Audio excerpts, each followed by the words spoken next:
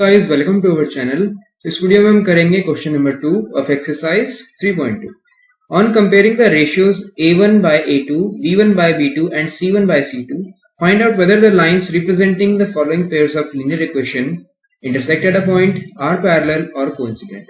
तो इस क्वेश्चन में हमें करना ये है कि a1 by a2, b1 by b2 और इन रेशियोज को हमें कंपेयर करना है और ये बताना है कि ये इंटरसेक्टिंग होंगी, पैरेलल होंगी या फिर कोइंसिडेंट होंगी। तो इसमें हम देखते हैं हमें पता कैसे लगता है कि ये लाइंस पैरेलल होंगे, इंटरसेक्टिंग होंगी या कोइंसिडेंट होंगी। तो ये रेशियोज होते हैं a1 by a2।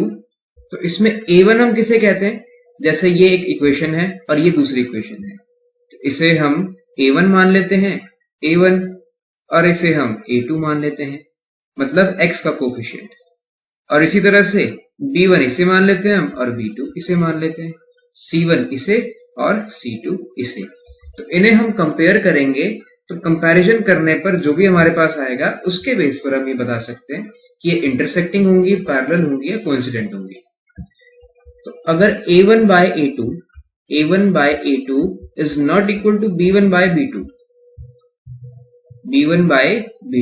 मतलब a1 को हम डिवाइड करेंगे a2 से, मतलब 5/7 अगर -4/6 के इक्वल नहीं है तो इन्हें हम कहते हैं इंटरसेक्टिंग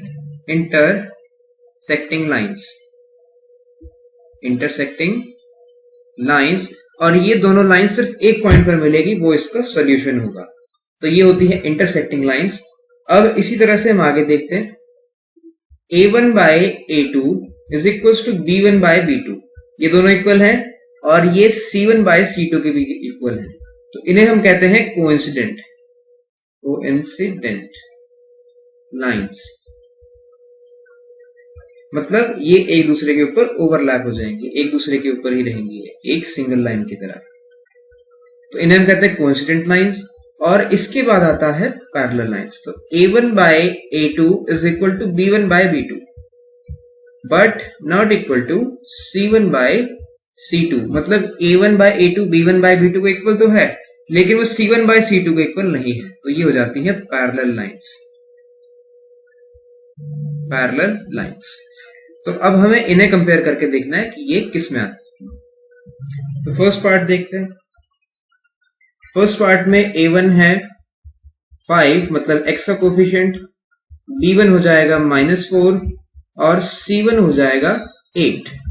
अब a2 है यहां पर, a2 हो जाएगा 7, इस इक्वेशन में x का कोफिशिएंट, b2 हो जाएगा 6 एंड इसी तरह से c2 हो जाएगा -9।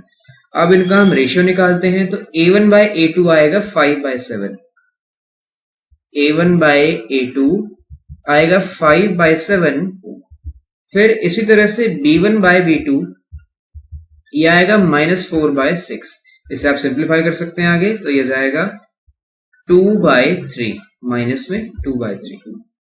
इसी तरह से c1 by c2, तो ये जाएगा 8/-9। क्या ये एक दूसरे के इक्वल हैं, इंटरसेक्टिंग होंगे, ये पैरेलल होंगे, कोइंसिडेंट होंगे? तो यहां से हमें पता लगता है कि a1 by a2 is not equal to b1 by b2। यहां पर 5/7 2/3 के इक्वल नहीं है, तो इसलिए ये इंटरसेक्टिंग लाइन होगी। इंटरसेक्टिंग लाइंस, इन इक्वेशन से जो लाइन बनेंगी वो एक दूसरे को एक पॉइंट पर इंटरसेक्ट करेंगी। अब सेकंड पार्ट करते हैं इस क्वेश्चन का। सेकंड पार्ट में दो इक्वेशन है, अब इनके भी a1 a2 लिख लेते हैं। a1 हो जाएगा 9, b1 हो जाएगा 3 और c1 हो जाएगा 12। इसी तरह से a2 ये हो जाएगा 18, x का कोफिशिएंट, b2 हो जाएगा यहां पर 6 और c2 हो जाएगा 24। अब इनका रेशियो निकालते हैं हम। a1 by a2 ये आ जाएगा 9/18, इसे हम सिंप्लीफाई करके लिख सकते हैं 1/2। इसके बाद आता है b1 by b2, इसे हम लिख सकते हैं 3/6, सिंप्लीफाई करके 1/2। c1 by c2 ये आता है 12/24, इसे हम सिंप्लीफाई करके लिख सकते हैं 1/2। तो अब आप यहां पर देख सकते हैं ये सभी के रेशियो आ रहे हैं 1/2। अब यहां पर हम लिख सकते हैं a1 by a2 is equals to b1 by b2 is equals to c1 by c2। तो इनसे हमें पता लगता है कि ये लाइंस कोइंसिडेंट होंगी, कोइंसिडेंट लाइंस बनेंगी इससे। तो मैं यहां पर लिख देता हूं coincident lines. So these equations will form coincident lines. अब थर्ड पार्ट करते हैं इस क्वेश्चन का। थर्ड पार्ट, अब इसमें भी हम वही करते हैं। A1 6 आ जाएगा, B1 -3 होगा और C1 10 हो जाएगा।